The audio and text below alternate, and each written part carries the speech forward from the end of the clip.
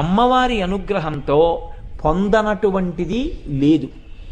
విచిత్రం ఏమిటంటే ఒక్క కాంచీ క్షేత్రంలో మాత్రం ఏ మతానికి సంబంధించిన ఊరేగింపు వెళ్ళనివ్వండి, అది మహమ్మదీయులది కానివ్వండి, అది బౌద్ధులది కానివ్వండి, అది జైనులది కానివ్వండి, విష్ణు కంచె నుంచి వైష్ణవులది కానివ్వండి, శివ కంచె నుంచి శైవులది కానివ్వండి, ఎవరు వెళ్ళినా కామాక్షి అమ్మవారి గుడికి ప్రదక్షిణం చేసి పెడతాయి పీర్లు కూడా. ఇప్పటికీ కామాక్షి అమ్మవారి గుడికి ప్రదక్షిణం చెయ్యకుండా ఏ మతానికి సంబంధించిన ఊరేగింపు వెళ్ళదు.